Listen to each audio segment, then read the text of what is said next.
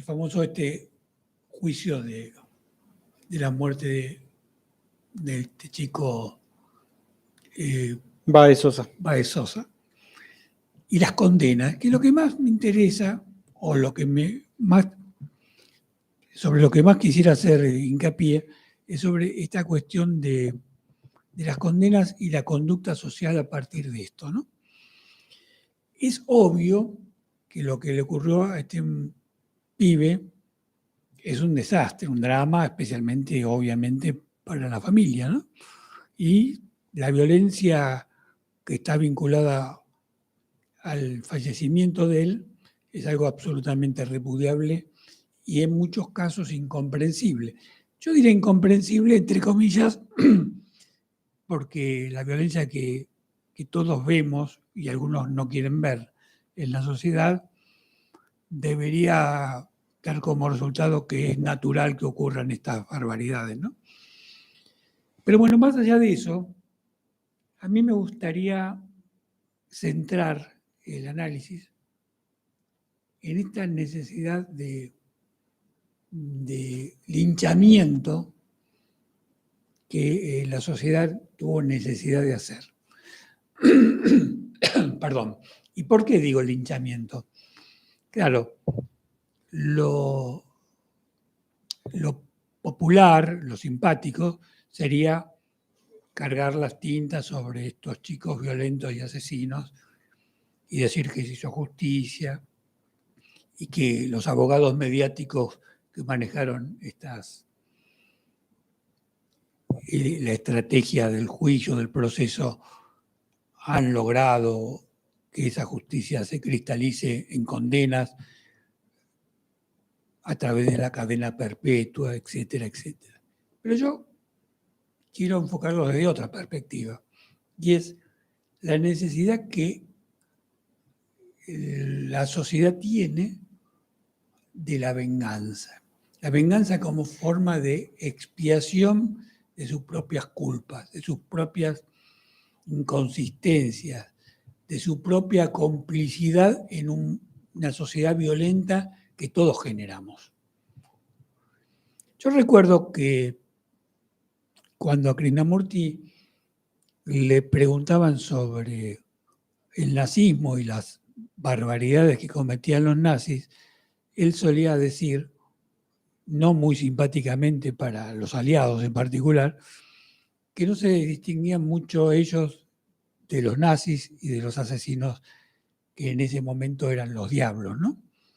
Claro, eso generaba un repudio y un rechazo marcado, porque necesitamos siempre creer que la maldad está en el otro, necesitamos pensar que los buenos somos nosotros, y de esa manera expiar nuestras propias responsabilidades.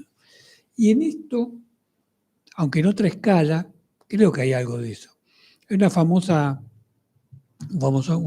novela que se llama Fuenteovejuna, que los que tenemos algunos años lo hemos leído hasta en el colegio, que hablaba de cómo se podía exculpar o expiar, mejor dicho, la culpa de una sociedad violenta a partir del linchamiento de alguien, así como una especie de un cordero de Dios que se entrega para expiarnos, es decir, para purificarnos. Y eso, pues, a los avances tecnológicos no ha tenido mucho cambio. Es decir, psicológicamente seguimos siendo muy primitivos y la necesidad de venganza está siempre presente. Entonces, a mí me gustaría que reflexionemos sobre esto que es tan coincidente con lo humano. ¿Por qué necesitamos vengarnos como una manera de sentirnos mejor? ¿Por qué en vez de buscar las raíces de la violencia y de trabajar alrededor de por qué estos chicos de 20 y pico de años terminan cometiendo una barbaridad de esta naturaleza? ¿Por qué se gestó esa cultura de la violencia en un marco familiar que nadie explica o que nadie quiere asumir como corresponsable de este drama. ¿Por qué no buscamos que muchos de los que se rajan las vestiduras hablando de la violencia y de la justicia y de la dignidad y de la sensibilidad sacan millones y millones de dólares para lucrar con el sufrimiento de otros y que luego terminan también el día de mañana defendiendo a los mismos que hoy atacan? Hay un mecanismo de hipocresía social muy profundo alrededor de esto. Y además, hay algo que me parece que es importante para la sensibilidad humana. ¿Qué es lo que le puede producir a una persona que no sea la familia directa satisfacción de que un chico de 20 años pase toda su vida encarcelado? ¿Cómo puede ser que haya gente que lo viva con satisfacción? Es un drama para él, pero además es un drama para la sociedad, porque es una derrota de la sociedad que no supo encontrar la forma de que esos chicos tuviesen una vida sana y que realmente quedara trunca su existencia a partir de su ignorancia. Porque la violencia, incluso la más atroz, no deja de ser un acto de ignorancia. Me parece que es muy importante que reflexionemos sobre esto y compartamos estas cuestiones para que cuando se repitan, porque seguramente se van a repetir, como el asesinato absurdo de este chico de 5 años que una pareja de mujeres producen porque les molestaba, esto se va a volver a repetir y la gente va a tratar nuevamente de encontrar culpables determinados con nombre y apellido para decir, yo no fui. Eso es lo que quería decir como introducción, un poco densa, pero que tiene que ver con nuestra realidad social. Y bueno, que si Pablo quiere hacer algún comentario adicional, con todo gusto. Sí, yo estaba pensando, ¿no? Mientras hablabas, hay un efecto gratificante que va más a lo biológico, ¿no? A lo fisiológico, a la parte animal nuestra, de que cuando uno reacciona, cuando uno actúa de manera reactiva, uno se inunda con determinados estímulos fisiológicos que producen emociones con estados de adrenalina que son de alguna manera generadores de placer, ¿no? Y en esos generadores de placer ayudan a tapar lo que el caso opuesto que vos decías de parar la pelota y sentarse a reflexionar o a ver introspectivamente qué mecanismos, qué cosas están pasando en uno, como para poder entender qué disparadores me están llevando en esa dirección, ¿no? Creo que tiene que ver con esto que vos trajiste en los últimos meses a colación de nuestra parte ancestral, cómo esa parte animal reina en nosotros y cómo ese híbrido que tenemos entre la parte lógica, ¿no? Esa parte nueva, al entrar al intentar compatibilizarse con la parte animal, produce estos descalabros, porque todavía somos más animales que no animal, ¿no?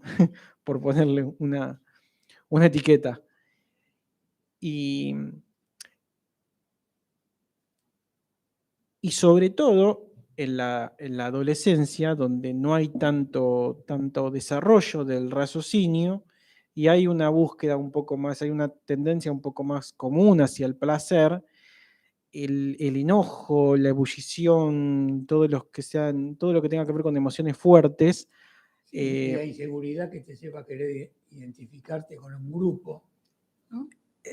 Son todas cosas que cuanto más joven es uno, cuanto menos experiencia, más inmaduro es uno, más vulnerable es a caer en esas situaciones, ¿no?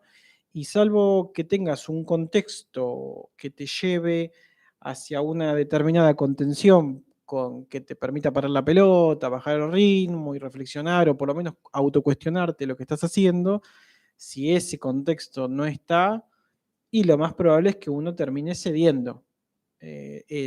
No es raro, ¿no? Estamos de alguna manera configurados así por la naturaleza. Yo hace mucho tiempo atrás utilicé una expresión que la estoy recordando ahora, que es como que estamos en un momento en donde nos falta un golpe de horno, como que estamos muy a medio término, ¿no? Como que la parte animal está todavía muy a flor de piel, la parte civilizada, entre comillas, por ponerle un nombre, entra en conflicto constante con el resto de nosotros, y a su vez hay que sumarle todos los conflictos psicológicos que hacen una combinación explosiva. Entonces, todos estos resultados, porque lo que pasó con este chico y todas las otras formas de violencia no son más que el resultado de una consecuencia y no es más que una forma de expresión, es el resultado de algo muy interno, ¿no? Algo que se gesta muy muy en lo profundo de uno y que se requiere de una sensibilidad para verlo, que cuando uno no la desarrolla parando la pelota, bajando el ritmo o tomándose el espacio y el tiempo para verlo, se va generando como una especie de costra, como que uno se va curtiendo y se va haciendo más insensible y va naturalizando distintos niveles cada vez superiores de violencia, de incitación, de efervescencia, de ebullición, que te van llevando a eso, te van llevando a eso. Y acá abro un poco, ¿no? La pregunta, me la hago a mí mismo también, la pregunta es, ¿qué es lo que lleva a determinadas personas a que, a pesar de que todo ese contexto vaya en esa dirección, puedan parar las pelotas, ¿no? Porque hay personas que uno ha visto que, a pesar de todo, dicen, no, bueno, paremos la pelota, veámoslo, independientemente de a qué resultado lleguen o a qué respuesta lleguen. Pero bueno, es un todo, es nuestra genética, nuestra configuración, nuestro lado animal y el contexto en el que estamos. Porque vos fíjate que cuando en la fauna se producen situaciones de violencia por territorios o por lo que sea, nunca se desproporcionan. Empiezan y terminan, son Bueno, por eso específicas.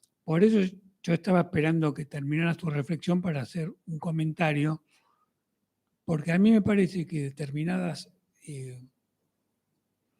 necesidades o tendencias humanas no son animales, son propiamente humanas. Por ejemplo, el animal nunca quiere vengarse. El animal va a tender a preservarse y a defenderse. Pero el mecanismo mental humano de la perversión, que sofisticadamente tiende a satisfacer su frustración o su impotencia a través del mal del otro, es un producto de la mente humana. Krishnamurti decía que en algún momento el ser humano parece que se equivocó el camino e hizo una mezcolanza entre su mente y su condición animal y salió el ser humano, ¿no? Y de algún modo eso es cierto porque es un combo a veces muy peligroso. Porque si nosotros fuésemos solamente animales, no haríamos estas cosas. Podríamos matar para defendernos, podríamos matar para comer, pero nunca mataríamos por el goce de matar, por la perversión de la mente que solo el ser humano tiene. No existirían las guerras por el mero hecho de acumular riqueza y poder.